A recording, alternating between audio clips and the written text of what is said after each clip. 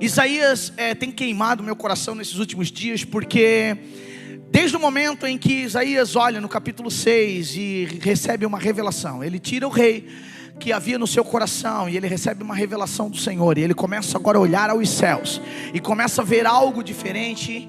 Aquilo começa a movimentar o meu coração. Por quê? Porque nós estamos vivendo dias a qual a nossa naturalidade, ou aquilo que está ao nosso redor, não condiz com as realidades bíblicas descritas.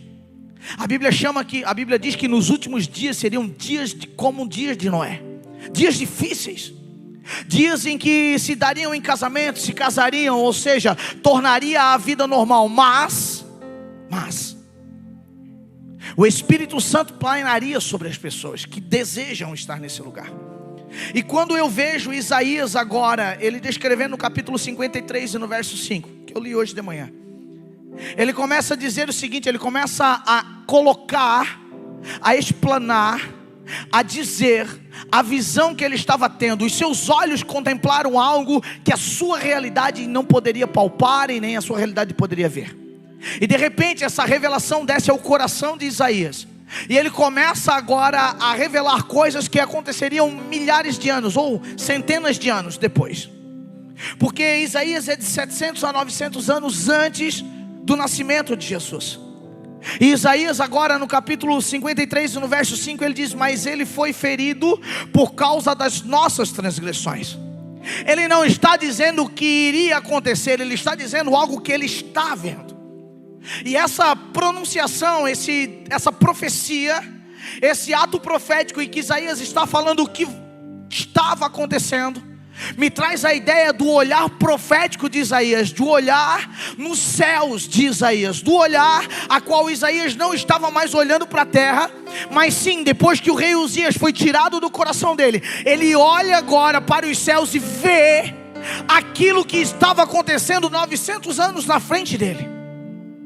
Pastor, o que você quer dizer com isso? Eu quero te dizer, meu filho, que não importa a situação que você está vivendo, se você olhar os olhos de Deus, se você olhar os olhos do Cristo ressuscitado, se você olhar aos céus, você vai ver o que os céus têm decretado para você.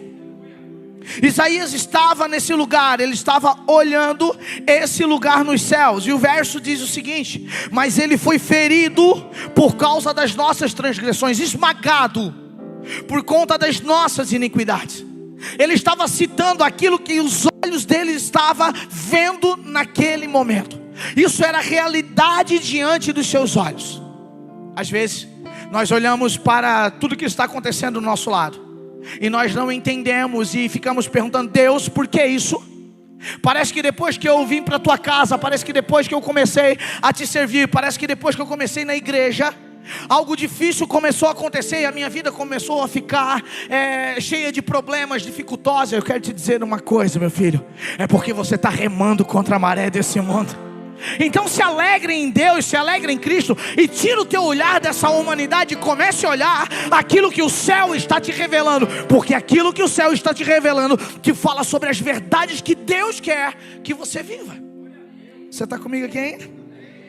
Então quando eu olho isso, quando eu olho essa profecia de Isaías, eu preciso entender que antes de qualquer coisa, a base da nossa vida, a base de nós como igreja, a base nossa está em Cristo Jesus. Ou seja, a obra completa sempre estará em Cristo.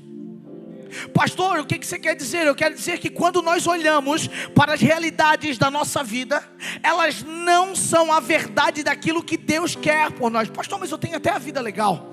Deixa eu te falar, não é sobre estar legal ou não estar legal, porque quando eu apenas vivo porque está legal, eu vivo sobre um sentimento. E Deus não quer que você viva sobre um sentimento, porque sentimentos eles são trocados. Uma hora eu estou triste, uma hora eu estou feliz, uma hora eu estou deprimido, outra hora eu estou ansioso, e está tudo bem. Sentimentos fazem parte do processo. O que Deus quer que você viva é em cima de princípios, em cima de verdades, e o único que é a própria verdade é o Cristo ressuscitado. Isso precisa ser algo fundamentado no meu coração.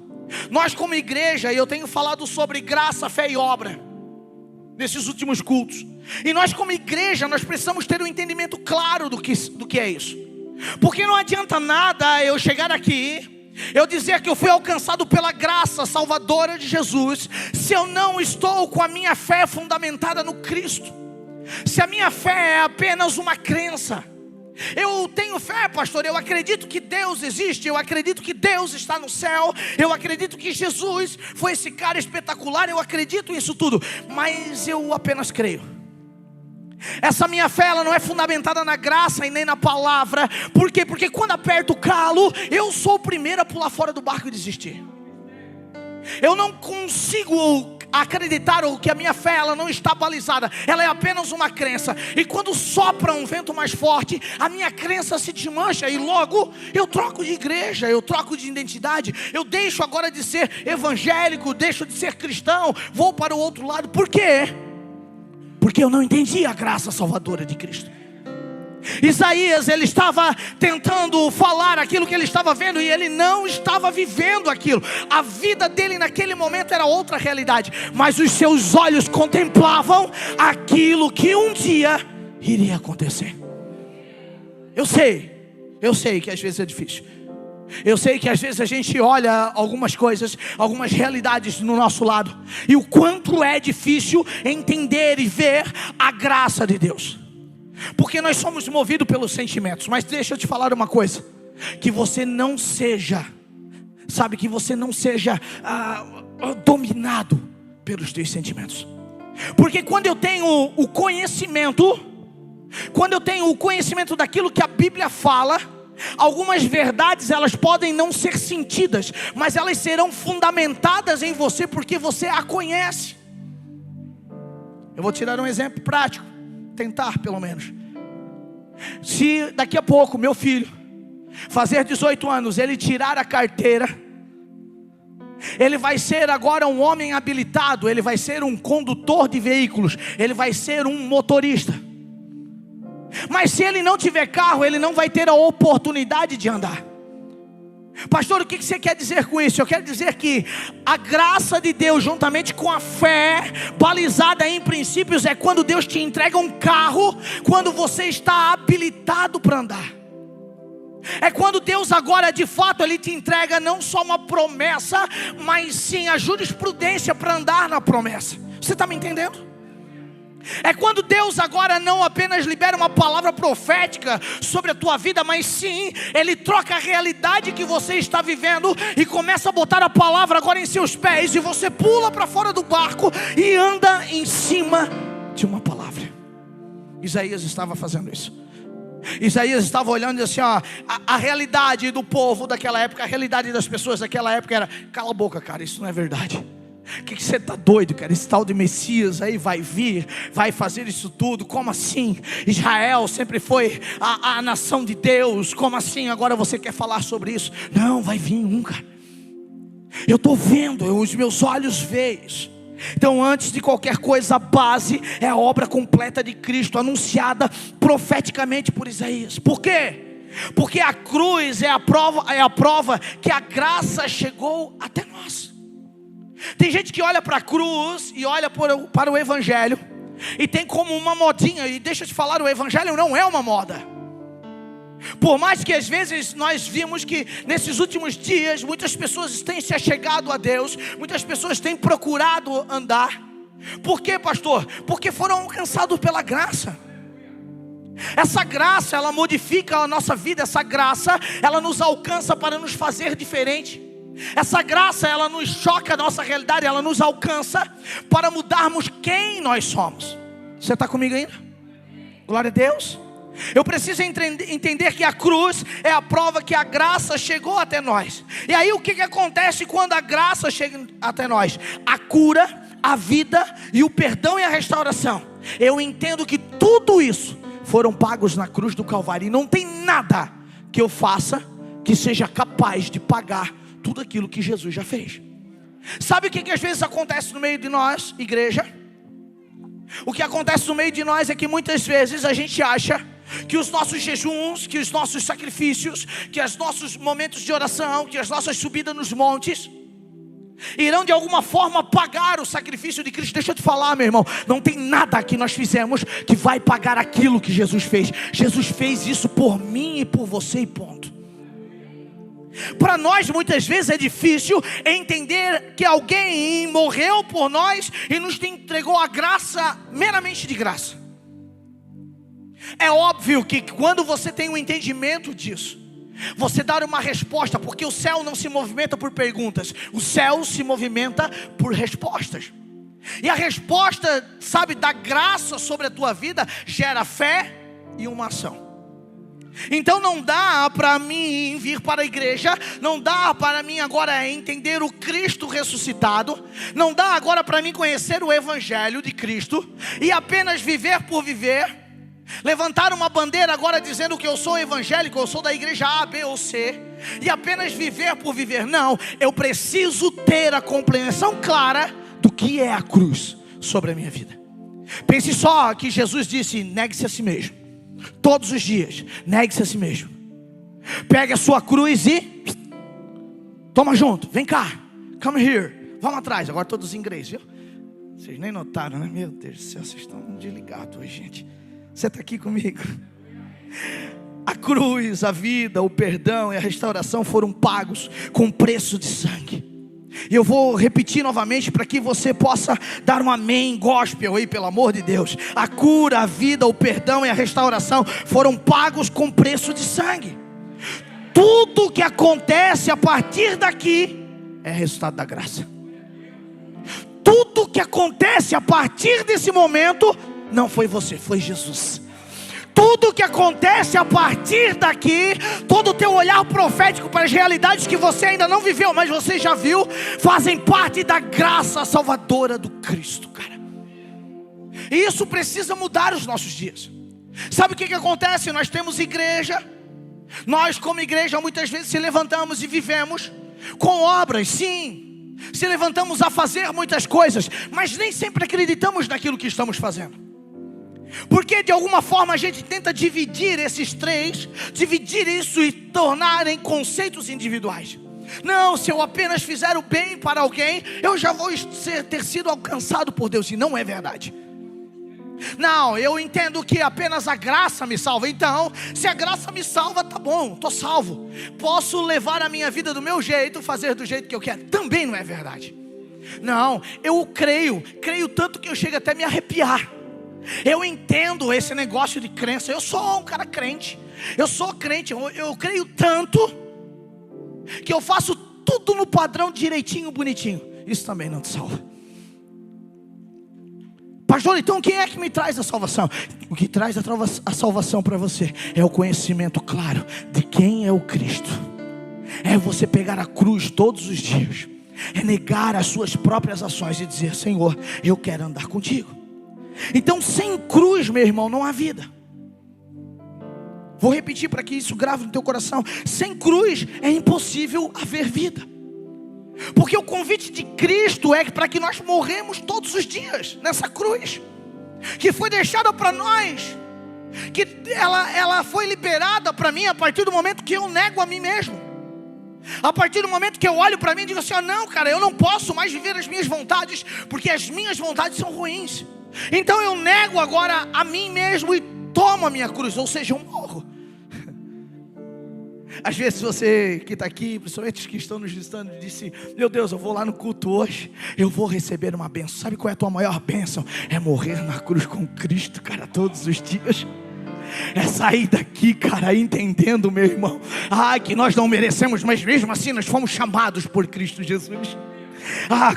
Como o entendimento disso, sabe, muda o conceito do nosso coração. E aí nós paramos com aquela expectativa de chegar nos cultos, ou chegar em algum momento que estamos reunidos agora como igreja, e achar que Deus tem a obrigação de me dar alguma coisa. Deixa eu te falar, Deus já deu tudo o que você precisava. Deus já entregou para você tudo o que você precisava. Pastor, e as coisas que eu peço, isso é o bônus, meu irmão. Fica tranquilo. Fica tranquilo, isso vai acontecer. Então sem cruz não há vida, não há vida. Deixa eu te falar, às vezes nós entramos em alguns planos de reclamação, alguns planos, sabe, de algumas falas que elas não fazem sentido para aqueles que reconhecem a cruz de Cristo, para aqueles que reconhecem a graça salvadora de Cristo. Sabe aquele momento em que você olha e você diz: "Oh, pastor, eu estou tão ferido. Pastor, eu tenho tantas machucaduras. Pastor, eu tenho tantos traumas que eu carrego no meu coração." Mas parece que na verdade você não quer pegar isso e colocar na mão de Jesus. Você quer levar isso como um colecionador. Aí nós saímos levando isso dentro do nosso coração, e muitas vezes nós até amamentamos isso e damos crescimento a essas dificuldades. Deixa eu te falar uma coisa: a graça salvadora de Jesus, ela vem, ela restaura o teu coração. A cruz, ela vem para arrancar de você essa vida medíocre que nós vivíamos e dar uma vida, a vida eterna. Então sim, se eu ainda estou carregando algumas feridas, eu preciso entender que eu preciso entregar essas machucaduras para o Cristo, para que o Cristo arranque essa vida que eu estou ainda tentando mantê-la em evidência, para que Ele me entregue a vida que Ele tem preparado para mim. Deixa eu repetir: sem cruz não há vida. Então, se você ainda está muito vivo, sentindo algumas coisas, talvez você precise de cruz. A revelação da cruz, ou seja, quanto mais perto eu estou da cruz, mais nítido fica o meu pecado.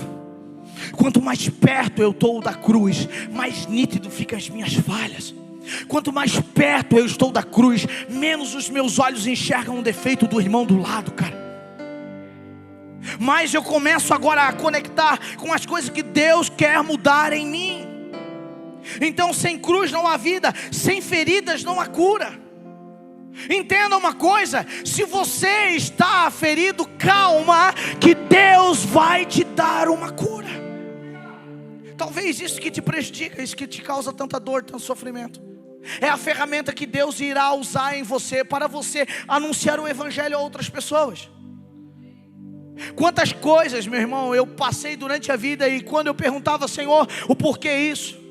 Muitas das respostas eram: para você não repetir esse negócio, meu filho. Porque como é que você vai ensinar algo que você não experimentou? Como é que você vai falar de algo que você não sabe, você não tem uma experiência? E talvez você está aqui, a tua oração tem sido: Senhor, está tão difícil, Pai. Está tão difícil dar continuidade, está tão difícil viver esses dias. Parece que tantas coisas tentam me colocar para trás. Deixa eu te falar: sem feridas não há cura. Essas feridas, elas precisam vir para quê? Para trazer cura para você. Sem castigo sobre ele não há paz sobre nós. Quando Isaías, ele olha aos céus e ele começa a dizer: mas ele foi ferido por causa das nossas transgressões, esmagado por conta das nossas iniquidades. O castigo que nos trouxe a paz estava sobre ele, e por suas pisaduras nós fomos sarados. Isso me deixa claro que o castigo que ele teve que levar sobre si era para me trazer a paz. Quantos de nós andamos de um lado para o outro e perguntamos e tentamos achar em tantas coisas: fique em mim, por favor. E tentamos achar em tantas coisas, em tantos viés, a resposta do buraco que tínhamos dentro do peito.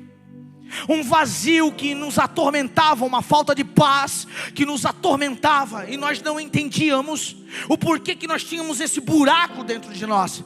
Deixa eu te falar uma coisa: o único que é capaz de preencher isso é o Espírito Santo, deixado por Cristo Jesus depois de ressuscitado.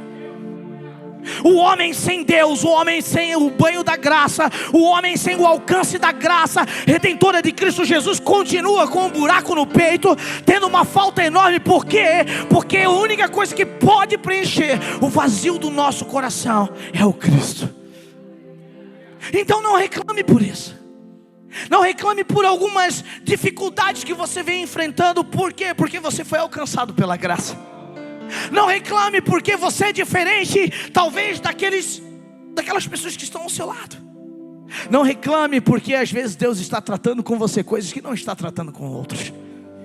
Às vezes nós entramos, o meu celular às vezes recebe umas ligações, umas mensagens da seguinte: pastor, ore por mim, pastor, eu estou entrando num novo empreendimento, pastor, eu estou entrando num novo negócio, eu estou entrando num novo emprego, pastor, ore por mim, porque eu estou pedindo para que Deus, para que aconteça isso e aquilo.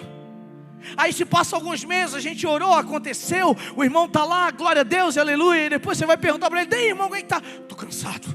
Ô irmão, não vem mais no culto? Estou cansado. Mas o que aconteceu? Pois é, pastor, estou trabalhando demais. Mas não foi o que você pediu? Por que nós temos a mania de reclamar daquilo que nós oramos para acontecer? Então, se eu hoje, como pastor, se eu e a pastora Rafa hoje, nós reclamarmos do que está acontecendo aqui, meu Deus, que agenda apertada, como se a gente orou para que isso acontecesse, a gente disse: Senhor, nós estamos aqui, nós queremos fazer a tua vontade. Então deixa eu te falar uma coisa, meu querido, pare de reclamar daquilo que Deus está fazendo na tua vida. Entenda a graça salvadora do Cristo. Entenda a graça salvadora do Cristo. Pense só comigo, João, livro de João no capítulo 11.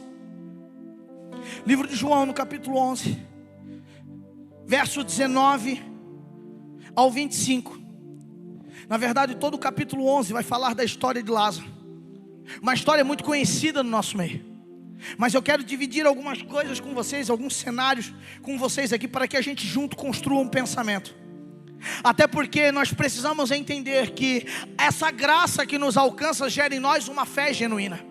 E essa fé não é uma fé fingida e nem uma fé que eu abandono, porque eu não consigo abandonar essa fé. Quando eu tento descrer daquilo que a graça fez eu acreditar, fez eu crer, logo ela se aponta de uma maneira sobrenatural do meu lado, e eu não tenho como mais abandonar essa fé.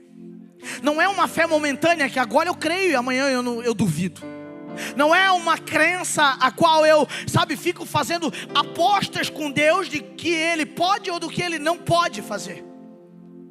Às vezes eu vejo algumas conversas, isso choca o meu coração, de pessoas tentando olhar para Deus e dizendo assim: não, se tu és Deus, tu faz tal coisa. Irmão, Deus é Deus, cara. Você acreditando ou você não acreditando, Deus continua sendo Deus. E às vezes a gente entra nesse lugar achando que a nossa manipulação, a nossa oração manipulatória, né, que às vezes a gente transforma isso até em oração: Senhor nosso Deus e nosso Pai, se tu és Deus, tu faz. Não, Ele é Deus, mano. Ele é Deus. Ele é Deus, Ele continua fazendo. E se Ele não fizer, continua Deus igualzinho. Porque o nosso conhecimento é tão raso sobre nós mesmos, que às vezes nós pedimos coisas que não fazem sentido para esse tempo.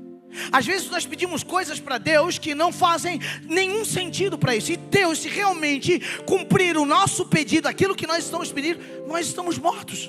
Só que Ele, sabendo disso, porque Ele é soberano, Ele sabe de todas as coisas, Ele só vai te dar o que realmente você precisa. Você está aqui comigo ainda? Livro de João, no capítulo 11, verso 19, vai dizer: era a visita de Jesus, ou seja, Lázaro estava doente, estava morrendo. As irmãs estavam ali, tinham mandado chamar Jesus. Você conhece a história. Mas no verso 19 ele começa a dizer o seguinte: e muitos judeus tinham ido visitar Marta e Maria para confortá-las pela perda do irmão, ou seja, Lázaro já tinha morrido. Quando Marta ouviu que Jesus estava chegando, foi encontrar-se com ele, mas Maria ficou em casa. Marta disse a Jesus: Senhor, se estivesses aqui, o meu irmão não teria morrido. Todavia sei que mesmo agora Deus te dará tudo o que perdides. Eu vou repetir para que você entenda. Todavia sei que mesmo agora Deus te dará tudo o que pedires. Jesus lhe disse: o seu irmão vai ressuscitar. Marta respondeu: eu sei que ele vai ressuscitar. Na ressurreição do último dia, eu sei que um dia nós vamos se encontrar, mas não é agora, né, Jesus? Ele disse: não, ele vai ressuscitar. Jesus lhe disse: eu sou. Preste atenção, olha para mim, eu sou. Jesus estava olhando para aquelas duas e estava dizendo assim: ei Maria, ei Marta, preste atenção, eu sou.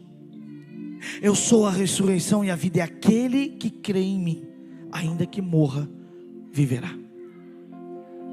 Quando eu começo a olhar esse cenário, eu começo a pensar agora na igreja atual. E eu queria jogar a tua cabeça dentro dessa história de Lázaro, porque a história de Lázaro todos nós conhecemos. Eu acredito que todos nós conhecemos. Eu acredito que todos vocês já de algum modo já escutaram algo sobre, ou já leram essa passagem. Mas eu queria trazer o seu olhar para dentro da igreja atual, para dentro do cenário da igreja, para dentro, sabe, olhando o contexto de Lázaro, mas pensando agora como igreja. Pense agora que Jesus está ali fazendo milagres naquele tempo. Jesus estava passando, e onde Jesus passava acontecia grandes coisas. Um grande público acompanhava tudo aquilo que Jesus estava fazendo. Mas ele tinha algumas pessoas em que ele se denominava amigos. Essa era uma casa a qual ele chamava Marta e Maria e Lázaro de amigos. Pessoas a qual Jesus ia e ficava em segurança no seu lar. Pessoas a qual Jesus entrava naquele lar e poderia se sentir seguro por um tempo, sem precisar ser o Messias, mas sim sendo apenas Jesus, o filho de José e de Maria, o Nazareno. E aí ele entrando nesse lugar, ele agora indo visitar eles, após a morte de Lázaro, o que ele encontrou nesse lugar foi apenas luto, dor, tristeza. E às vezes eu fico pensando que a nossa igreja, não essa local, mas a igreja do Senhor como um todo, muitas vezes fica num limbo de luto, de tristeza e de dor, por aquilo que pensa estar perdendo do mundo. Deixa eu te falar, nós não estamos perdendo nada do mundo, porque nós não somos daqui. Mas muitas vezes estamos apegados às coisas daqui, sim. E aí tentamos de fato, sabe, colocar uma tristeza, uma mágoa no nosso coração, pelas coisas que não estamos vivenciando. Quantas vezes eu escuto pessoas dizer: meu Deus do céu, poderia ter esse final de semana sossegado, mas tem culto domingo. Ai, como eu queria viajar, como eu queria fazer, mas eu tinha a palavra que ia servir na igreja. Irmão, se tem uma coisa, alguns departamentos nossos aqui têm escala, outros não. Se tem uma coisa que constrange o meu coração, porque um dia eu já fiz isso, é quando, sabe, tem uma escala acontecendo e de repente o telefone toca e há um convite: ô pastor, vamos comer um churras esse final de semana? E aí a minha resposta é: espere um pouquinho que eu vou dar uma olhadinha na escala para ver. Deixa eu te perguntar, essa resposta diz que eu quero ir ao churrasco ou ir ao culto? Quantas vezes nós estamos trocando? Eu não estou falando sobre uma reunião, cara, como é bom comer um negocinho, como é bom estar com os irmãos, mas eu estou falando que é um momento que nós estamos trocando tudo, cara. Trocando tudo aquilo que nós ganhamos de graça de Deus por coisas desse mundo. Trocando por felicidades que vão acabar em 10 minutos e depois vai bater algum arrependimento profundo. Trocando por coisas, sabe, que vão se diluir em poucos minutos depois de acontecer. Quantas vezes, desde nós tirarmos um tempo de leitura da palavra, desde nós tirarmos um tempo de meditação, de oração, nós saímos a aproveitar as coisas que esse mundo tem para oferecer e logo depois bate o arrependimento. Pense só, Jesus não estava arrependido de ter chegado depois da morte de Lázaro. Por quê? Porque ele sabia o que iria acontecer. Só que ali encontrou uma mulher, uma igreja, a qual olhava para Jesus e disse: ó, beleza, cara, você perdeu tempo, você perdeu o teu time. Isso era para ter acontecido antes, agora não, agora já era, já foi. Quantas vezes nós como igreja estamos dizendo assim para o Senhor: ei, perdesse tempo, perdesse o time. Pastor, eu nunca falei isso. Talvez você não fala, você se comporta como? Quando nós não entendemos a graça, quando nós não entendemos a fé salvadora de Jesus, nós não conseguimos executar aquilo que Deus está falando dentro do nosso coração, cara. E aí nós terceirizamos a culpa, colocando a culpa em Deus agora e dizendo assim: ei, você está perdendo o controle das coisas. Deixa eu ser claro com você: Deus não perde o controle das coisas. Então aqui nós vimos Jesus chegando em um ambiente de luto, de dor, de incredulidade. A fé estava misturada com uma emoção, e essa emoção não era uma boa emoção. As irmãs de Lázaro, Marta e Maria, representam muitas vezes a nossa própria igreja. Por quê? Porque a nossa própria igreja, ela sempre está baseada em movimentações. Então a expressão que Marta usa para Jesus, ela muitas vezes mostra ou sabe, dá a conotação daquilo que muitas vezes vivemos. Olha, Jesus, se tu estivesses aqui. E aí eu saio dizendo, Jesus não estava no culto hoje, o louvor estava tão xoxo, o pastor estava sem graça, que palavra ruim. Não é que Jesus não estava, é que o teu coração não estava ligado naquilo que o Espírito Santo estava fazendo. Talvez os nossos olhos começaram a ser tirados agora desse lugar a qual Deus determinou para que nós víssemos o sobrenatural. Talvez os nossos olhos não estão como os olhos de Isaías, olhando para o céu e vendo aquilo que ainda não aconteceu, mas acreditando que o céu está se movendo. Você está comigo ainda? Uma fé condicionada à presença visível. Falei hoje de manhã sobre isso. Às vezes a gente pensa e fica naquela história: não, eu estou louco para lutar com anjos. Lembra de Jacó? Aquele cara que ficou guerreando com anjo a noite toda. Pois é, a gente quer andar nos movimentos assim. Não, Deus vai mandar um anjo aqui, nós vamos guerrear a noite toda. Nós vamos ficar aqui, nós vamos fazer isso. Irmão, para com esse negócio, cara. O Espírito Santo mora dentro de você, cara. Você tem acesso direto ao Pai. Entenda isso de uma vez por todas. Então pare de ficar perguntando e dizendo para Jesus: ei, se tu estivesse aqui, Deus está com você. Sim, Jesus está com você em todos os tempos. Então não fique perguntando: Senhor, vai ser diferente se tu estiver aqui. Ele está aí, você tem que acreditar nisso. Quando nós não acreditamos, quando nós não temos essa certeza, é porque de fato nós não encontramos a cruz, nós não encontramos a graça salvadora do Cristo. Então não tenha uma fé condicionada à presença visível, nem a manifestações e nem a resposta sobre orações. Quantos de nós estamos fazendo orações? Essas orações são apenas listas de pedidos. A nossa oração não é uma adoração, muitas vezes não é um lugar onde eu coloco o meu coração em devoção ao Senhor, não importando agora a estação que eu estou vivendo, e nem se a estação ela é boa ou ruim. Eu apenas oro pedindo algo. É como se fosse um canal de compra a minha oração, e eu acesso Jesus, que é um cara que apenas me dá coisas. Eu falei algum tempo sobre isso. É o nosso Deus Papai Noel, nos visita sempre e nos traz um presentinho. Às vezes a nossa fé está balizada nisso, cara. Então se Deus não está dando o que eu estou pedindo, logo eu não tenho Deus no coração.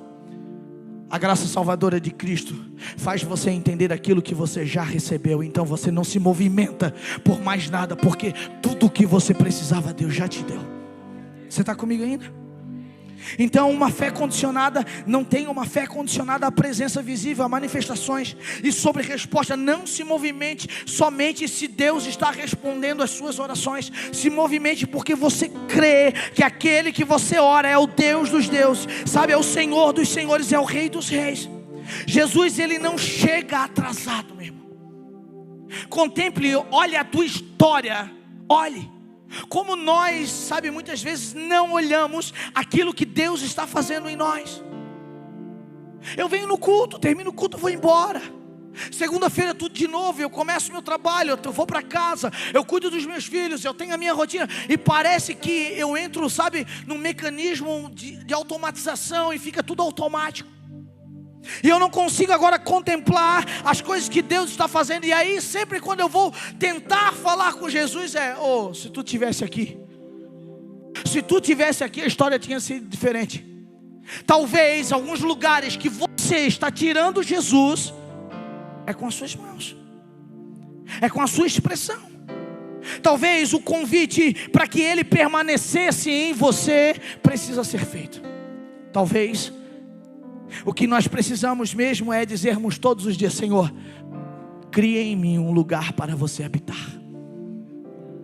Se tem alguma coisa que ocupando o teu espaço, se tem alguma coisa dentro de mim que toma o lugar que era teu, por favor, me ajuda a tirar. É aquilo que Isaías no capítulo 6 falou. Cara, morreu o rei Uzias, saiu algo de dentro de mim. Agora abriu um espaço dentro de mim. E aí sabe o que aconteceu? Os olhos deles foram abertos. Os olhos de Isaías foram abertos. Ele olha agora e vê o Senhor assentado no alto sublime trono. Só que quando ele vê o Senhor naquele lugar, sabe o que acontece? Uma brasa desce lá e queima a boca dele. Às vezes a gente acha que a história para dar certo é quando Deus começa a te usar para os outros, quando Deus na verdade quer ser usado na tua vida. Deus precisa achar lugar em nós para trabalhar. Jesus, ele não chega atrasado, ele chega na hora certa para revelar a graça. Não depende do nosso tempo, mas do tempo de Deus. Então te acalma, fica tranquilo. Deus está no controle de todas as coisas. Ainda que esteja morto, vai ressuscitar. Ainda que esteja perdido, vai acontecer. Por quê? Porque Ele quer que aconteça. É sobre a vontade dEle.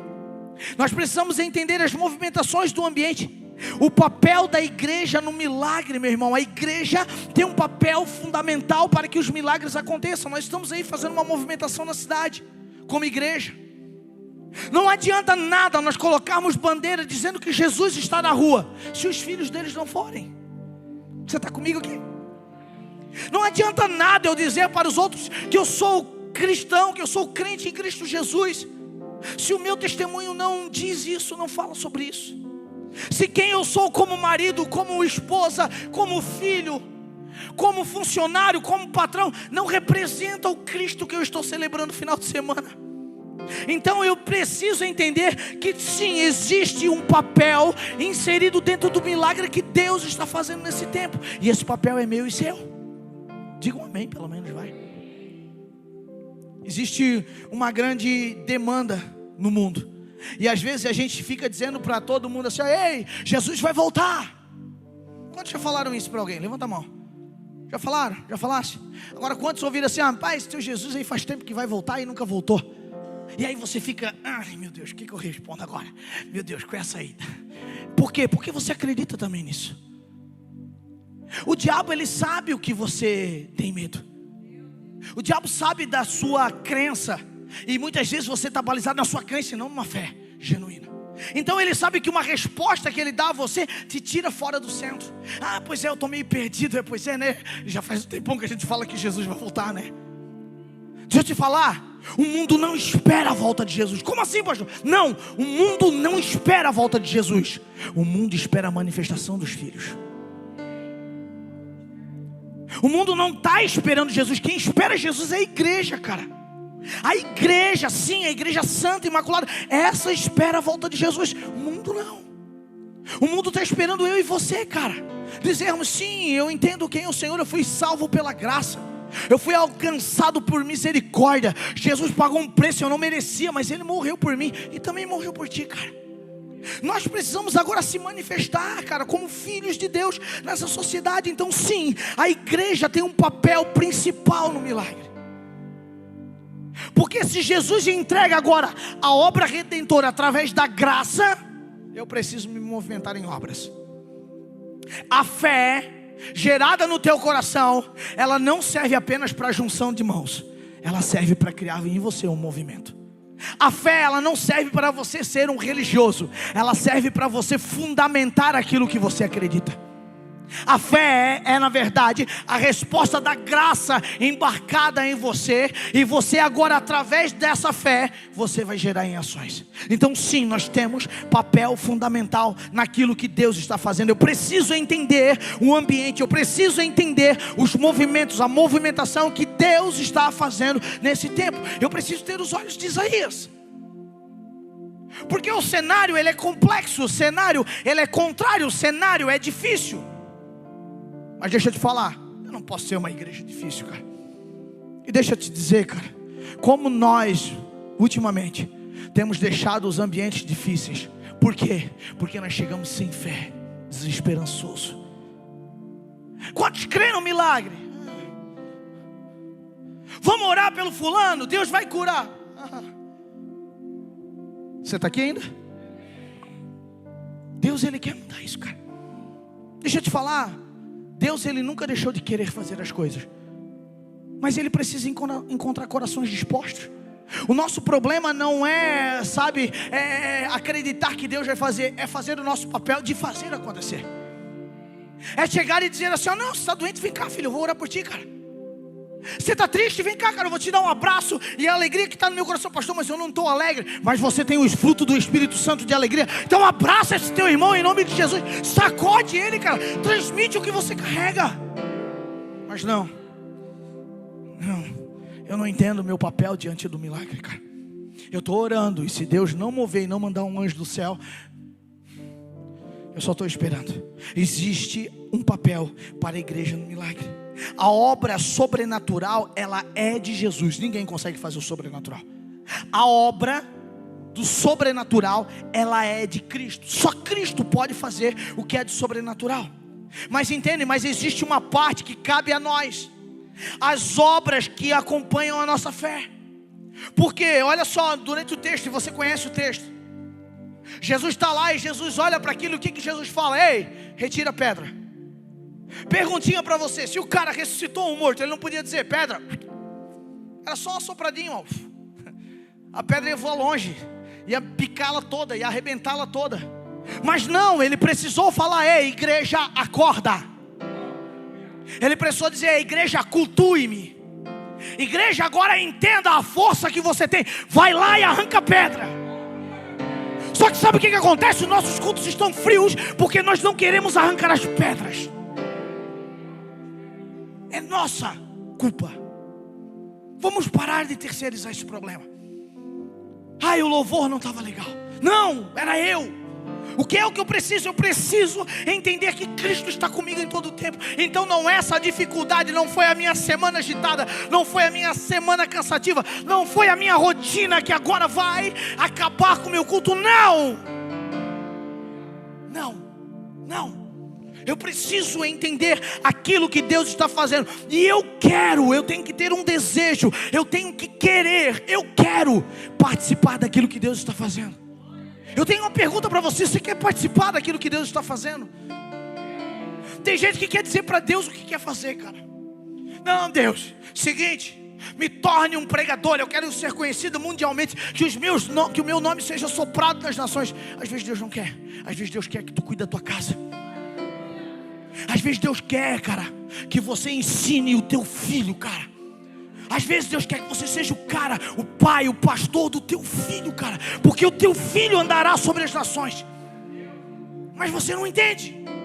Você quer fazer o que dá na telha. Já pensou agora? Jesus chega no milagre de Lázaro e está lá a igreja, eles: ei, tira a pedra. Não, vai tu. Já pensou? É o que a igreja faz hoje, cara. Deus não estava, né? Meu Deus, quanto frio gelado. Meu Deus, a palavra nem estava boa hoje. Por quê? Porque a gente quer escolher o menu, cara. A gente não quer escolher o menu. Ai não, eu não vou nesse negócio de marcha para Jesus. Não vou, ai não, Deus o livre ir lá para a rua. A igreja é tão confortável, liga o ar-condicionado, tem um sonzinho, tem isso, tem aquilo. Ai, eu não vou me expor na rua. Eu acho tão interessante algumas movimentações que acontecem aqui, porque ontem à noite, naquele sereno e naquele frio, tinha jovens queimando lá no bosque da mata, no ar livre. Irmão, deixa eu te falar uma coisa. A minha fala com a igreja nessa noite é para despertar os que estão dormindo. Mas deixa eu te falar, nem todo mundo está dormindo, cara. Tem um povo que se ligou, mano. Tem um povo que está entendendo, cara. Tem um povo que está inserido, cara. E aí sabe o que acontece? Quem não está como espectador e pensa num lugar ruim que está, é o lugar de você virar espectador, cara. Por quê? Porque quem é espectador não vê as coisas acontecer, cara. Você lembra do milagre de Jesus no casamento de Caná da Galileia? Você lembra? Lembra da história? Pois é, primeiro milagre de Jesus. Jesus agora começa, você sabe da história. Maria estava ali e disse: ei filho, chegou a hora. Ele: o que é agora? Você quer me dar o play agora da história? Calma, mulher, não é agora. Não, é agora. Acabou, vai lá para a cozinha. Só viu um milagre quem estava lá dentro carregando pedra, mano. Você está entendendo a situação? Só viu o milagre quem estava participando do serviço, cara. Só viu o milagre quem estava disposto agora a meter a mão. Sabe o que acontece conosco? Nós queremos ver milagre, mas nós não queremos estar envolvidos. Na verdade, não é sobre envolvimento, é sobre comprometimento. Esses dias me perguntaram: pastor, como é que eu faço para fazer parte? Eu disse: espera aí, eu quero te contar uma história antes. Você quer fazer parte como? Você quer estar apenas envolvido? Pastor, envolvimento é algo bom. Eu disse: não é algo bom. Porque eu preciso de pessoas comprometidas, não envolvidas. Pastor, explica. Vou te explicar. Pega um saco de batata, vai ali no comprão, compra um saco de batata daquele inteiro. Tem um monte de batata junto.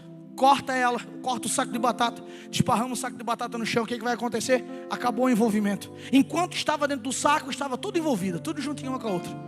Depois de abrir o saco, cada uma foi para o seu lado e acabou-se o envolvimento. Comprometido é quando eu faço um pirê, mano, dessa batata, cara. Já não dá mais para separar. Você está comigo aqui ainda? A ideia de Cristo, meu irmão, é te comprometer com a causa dele, cara. Sabe por que ele morreu por você? Para que você seja comprometido com ele. Sabe o que falta nós olharmos para os discípulos, olharmos para esses homens que foram instrumentos de fé para os nossos dias, olhar para esses homens aqui que morreram, meu irmão, deram a sua vida pelo Evangelho, cara. Hoje, se pedirem algo que você tem de muito, de muito valor na sua mão, você é capaz de dar pelo Evangelho? Será que você é capaz de abrir mão de um pouco do seu tempo para discipular um coração de alguém que precisa? Será que você é capaz, de se movimentar, de se comprometer ao ponto de tirar pedras que não estão na sua casa e nem na frente da sua casa, estão na casa de alguém?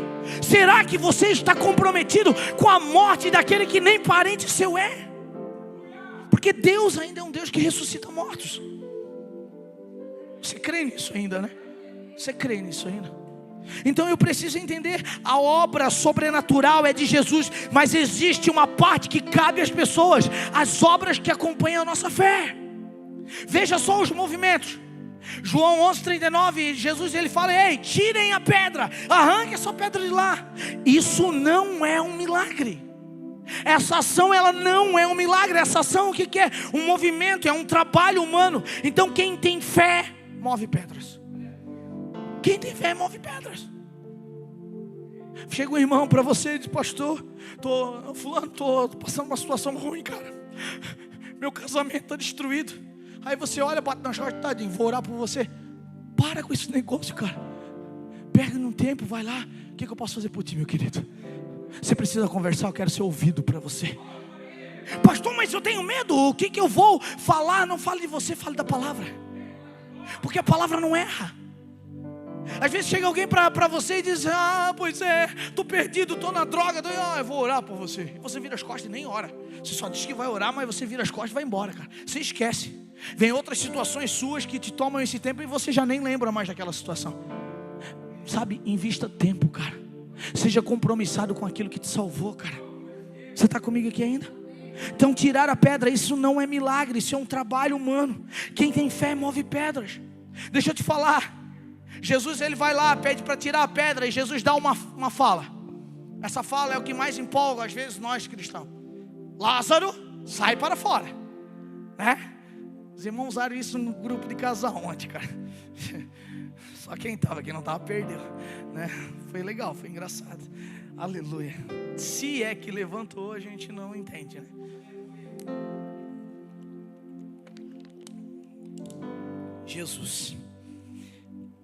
Jesus olha para aquela situação. Jesus libera uma palavra sobre aquele homem morto. Mano, vamos pensar bem coerentemente aqui. Morto escuta alguma coisa?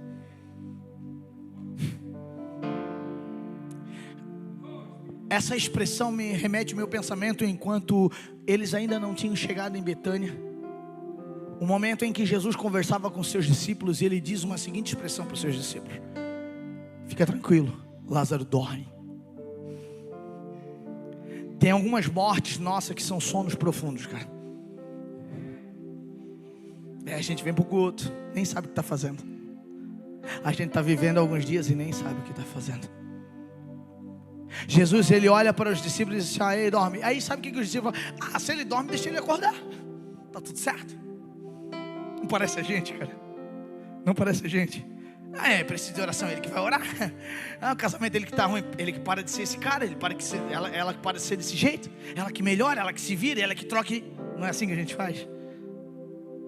Jesus resolveu toda a parada que ele estava aí e foi caminho a Betânia. Por quê? Porque ele queria ver o amigo dele. Ele queria ver aquela casa que trazia alegria, conforto para o seu coração. Ele chega lá, e quando ele diz para aqueles povos, para aqueles espectadores que estavam ali: ei, tira a pedra saiu do lugar. Compromisso da igreja. E agora ele olha para dentro daquele túmulo e diz: Lázaro, sai para fora. Jesus ainda continua salvando, Jesus ainda continua fazendo milagre, Jesus continua trazendo a vida àqueles que estão mortos. Jesus continua, cara. Então, após esse milagre acontecer, porque o fato de Jesus olhar para aquele túmulo e dizer: sai para fora, já aconteceu. Lázaro já se levanta e sai fora. Só que o que acontece? Quando Lázaro sai para fora do túmulo, como é que era a situação de Lázaro? Estava todo atado. A morte tinha atado e vendado os seus olhos. Às vezes, você está aqui no culto e Deus faz um movimento, Deus traz gente, pessoas se convertem do seu lado. Você muitas vezes é usado por Deus até como uma ferramenta, porque você trouxe, você convidou, você orou por aquela pessoa. Só que quando a pessoa, sabe, é ressuscitada, ou seja, quando a pessoa é salva, quando a pessoa sai da morte e ganha vida em Cristo agora, nós como igreja deixamos a pessoa toda atada. Eu vou até piorar ainda, tem uns de nós ainda que compra mais umas ataduras e ainda passa de novo, umas ataduras novas, porque essa está fedida, já tem 4 dias. Você está comigo aqui? Então há um comprometimento da igreja, cara. Há um comprometimento da igreja. Primeiro comprometimento da igreja, tirar a pedra. Segundo comprometimento da igreja, discipulado, arrancar as ataduras, dar visão àquele que não enxerga, tirar aquilo que está, sabe, levando aquela pessoa a não enxergar aquilo que Deus está fazendo em seu favor. Mas como que nós vamos fazer isso com tristeza no coração? Como nós vamos fazer isso se nós não acreditamos naquilo que Deus está fazendo? Como? Então, após o milagre, desatai e deixam ir. Sabe, liberta esse cara. Não é só o fato de, sabe, levanta a mão, vem cá, vamos orar, Deus vai fazer. Eu sei que Deus vai fazer, eu sei que Deus faz, eu sei que Deus ressuscita. Mas agora tem um comprometimento meu e seu que eu preciso fazer agora como filho de Deus. Não é olhar para o mundo e condenar e dizer que vai todo mundo para o inferno. Não, é chorar por aqueles que estão caminhando, sabe, a passos largos para o inferno e dizer: eu estou aqui, cara.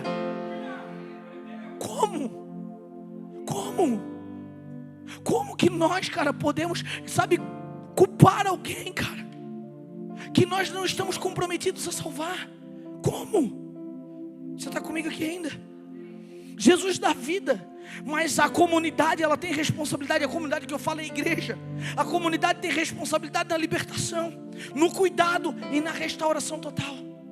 Não adianta, meu irmão, você apenas convidar o camarada, o irmão, a irmã para vir para o culto, cara, se você não estiver a fim de discipulá-lo, de tirar as ataduras dele, de limpar os carrapichos, de ajudar ele nos problemas, se comprometer com ele, dizer para ele: ei, a tua alegria é a minha alegria, a tua tristeza é a minha tristeza.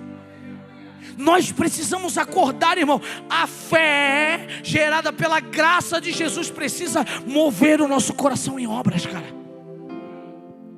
Nós somos bons de dar cesta básica. Como nós somos bons? Nós somos bons em comprar um remédio de alguém que está doente. Como nós somos bonzinhos disso? Mas parece que nós só ajudamos quem está sofrendo mais do que nós. Nós só estendemos as mãos quando a situação do outro é diferente. E quando uma pessoa, eu vou usar esse termo aqui, espero que você me compreenda no teu espírito. Se você não me compreender, é só orar que passa. Como você alcança alguém que já tem tudo, ou que pensa que tem tudo? Não, ele é assim mesmo, ele nunca vai para Cristo. Ele tem muito recurso financeiro, ele tem sucesso na vida dele, ele não vai para Jesus. Talvez ele não vai para Jesus porque você não se movimentou. Talvez Deus te colocou em alguns lugares, acessa alguns lugares para encontrar esse tipo de pessoa. Porque nós somos muito bons com aqueles que são menores do que nós. Porque se alguém estiver acima de nós, nós temos até inveja e ciúme. Você está aqui ainda? Então sim, após o milagre, desatar e deixar ir, isso é função da igreja. A comunidade, a igreja do Senhor, ela precisa ter, sabe, essa vontade de discipular, de gastar tempo pelo nosso irmão. A igreja que assiste não é a igreja que participa. Tinha uma galera assistindo o milagre ali de Lázaro.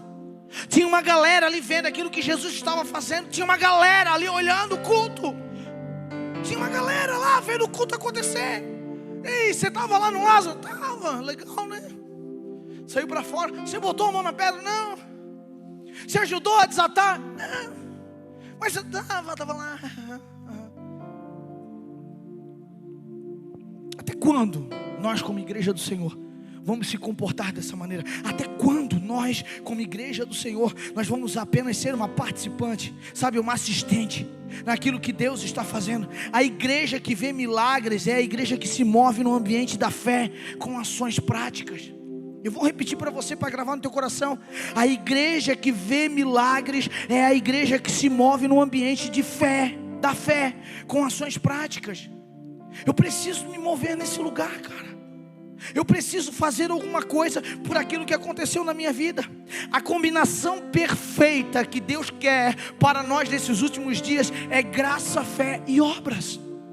Eu preciso entender isso.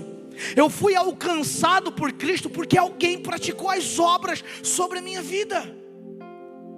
Eu sonhei esses dias atrás que eu estava como se fosse uma estátua, e ali existia vários irmãos, e eu vi o rosto dos irmãos com marretas e punhais batendo, e como se estivesse esculpindo uma estátua minha. Eu acordei triste já, eu disse: misericórdia, Jesus, olha o sonho que eu tive. Exaltado, vai querer fazer uma estátua dele agora, o Zé Bonito. Aí eu fiquei atribulado, irmão. E eu fui orar, eu disse: sai de mim esse pensamento ruim.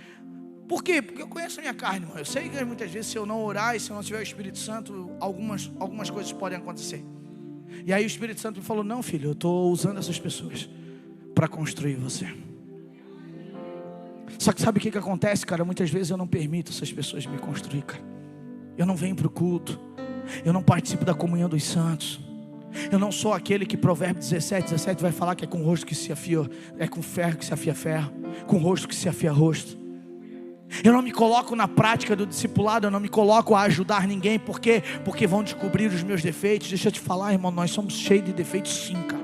E o Cristo nos amou igual. Então eu preciso entender a combinação perfeita. Qual é a combinação perfeita, pastor? Eu quero acabar, vem para cá, louvor. A combinação perfeita é graça, fé e obra. A graça é Jesus chamando Lázaro para fora. Só Jesus pode fazer esse negócio, cara.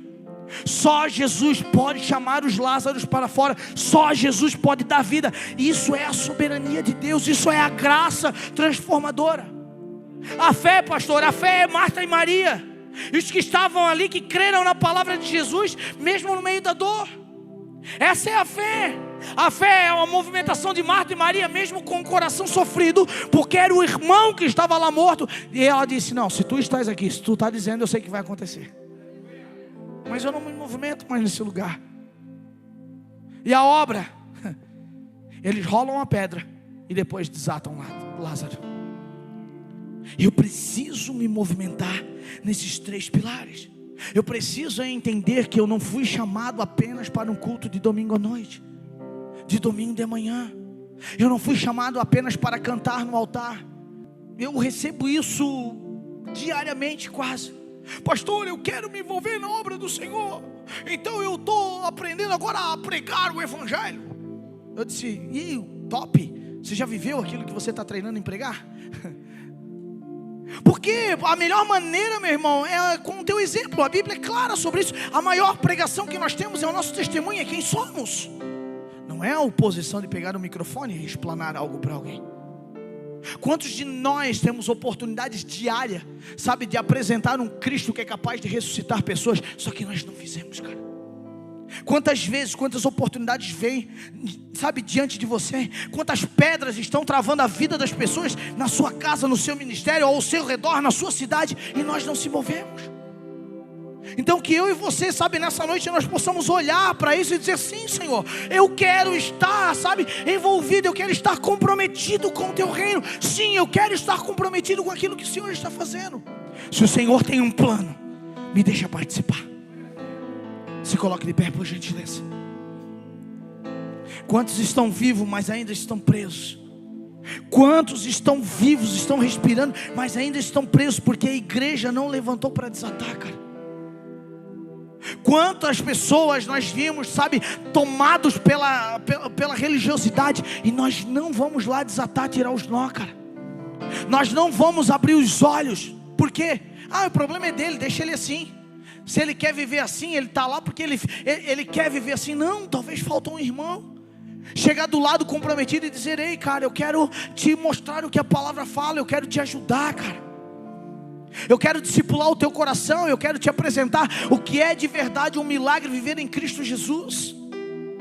Deus está fazendo o que só Ele pode fazer. O que é que só Deus pode fazer? Dar a vida. Deus está fazendo isso, nós estamos vendo isso. Mas a pergunta é: a igreja está fazendo o que precisa fazer? Nós como igreja, nós precisamos despertar e fazer sim. Tem coisas que é o nosso papel. Qual é o nosso papel? Arrancar pedras e desatar, desenrolar quem está enrolado, dar vista aos cegos, sim, arrancar as ataduras que têm cegado muitas pessoas, arrancar algumas ataduras que têm prendido algumas pessoas.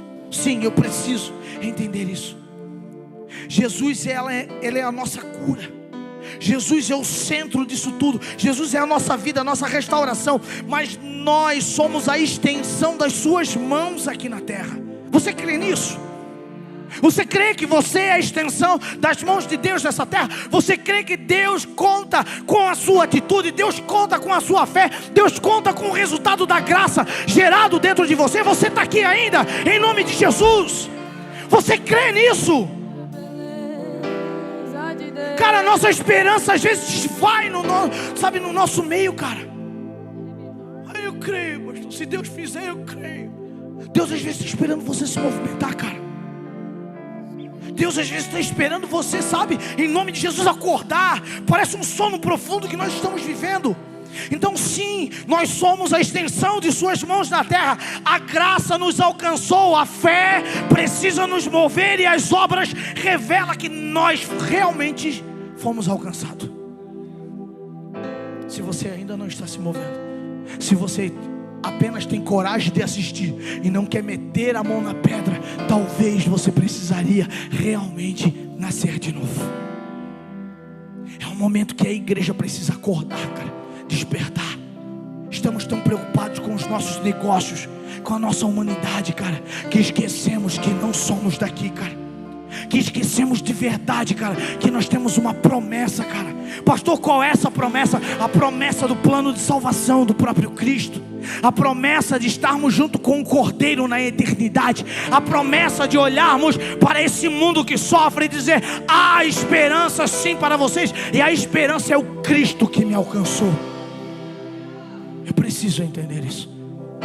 Eu preciso parar de olhar para as minhas próprias misérias, para as minhas próprias dores, e dizer: sim, Senhor, eu creio, eu acredito que o Senhor ainda faz. Sim, eu entendo e acredito naquilo que o Senhor está fazendo. Então eu estou aqui comprometido com o Senhor. E a minha pergunta para você: você está comprometido a arrancar as pedras dos lugares?